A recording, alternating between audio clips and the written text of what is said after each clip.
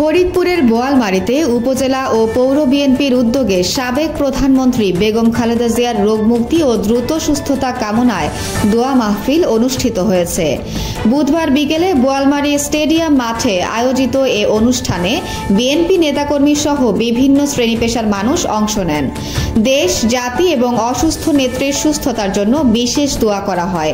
এ সময় ফরিদপুর ১ আসনের বিএনপি মনোনীত প্রার্থী ও সাবেক এমপি খন্দকার নাসিরুল ইসলাম বলেন, বড় দলে একাধিক মনোনয়ন প্রত্যাশী থাকলেও দল যাকে মনোনয়ন দেবে তার পক্ষে সবাইকে ঐক্যবদ্ধভাবে কাজ করতে হবে। ধানের শীষ জনগণের আস্থা, উন্নয়ন ও গণতন্ত্রের প্রতীক বলেও মন্তব্য করেন তিনি। দোয়া মাহফিলে প্রধান অতিথি ছিলেন ফরিদপুর জেলা বিএনপির আহ্বায়ক সৈয়দ মোদারেস আলী ঈসা। তিনি বলেন, খালেদা জিয়ার সুস্থতা দেশের মানুষের প্রত্যাশার সঙ্গে জড়িত। আব্দুল্লাহ আল মামুন, রনি, বোয়ালমারী, ফরিদপুর, সময় সংবাদ। বিস্তারিত দেখুন ভিডিওতে।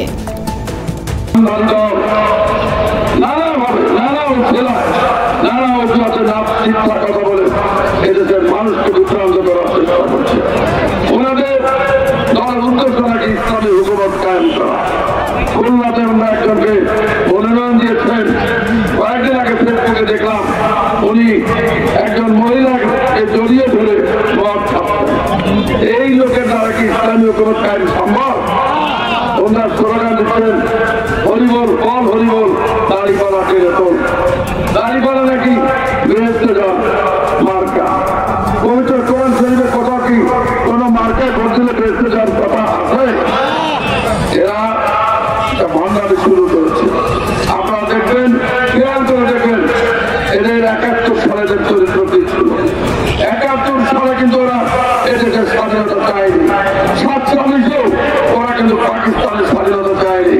আমার বেনিফিটটা পাকিস্তানের আমলে নিয়েছে, আমাদের বাংলাদেশে ওরা বেনিফিট দিতে চায়। এরা মূলত ধর্মের নামদের একটি লেবাসদারি একটি ইসলামী দল। নীল নদের পানি যেমন নীল নয়, জামাতে ইসলামও কিন্তু ইসলামী দল নয়। খেয়াল করেছেন, অনেক টুপিওয়ালা টাকা দাঁড়িয়েওয়ালা গত দুর্গা পূজার সময় বিভিন্ন মন্দিরে মন্দিরে যে ওরা সেবা দিয়েছেন এবং নাচ গান করেছেন, নেচেছেন যাত্রা দলের নর্তকীদের মতো। এদিকে কোন ইসলামের লেবাস? এরা মূলত ভণ্ড। এই ভণ্ডদের থেকে আপনাদেরকে সতর্ক থাকতে হবে। এদেশের স্বাধীনতার মার্কা হচ্ছে ধানের শীষ মার্কা।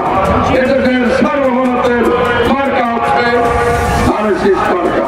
এদেশের গণতন্ত্রের এবং উন্নয়নের মার্কা হচ্ছে ধানের শীষ মার্কা।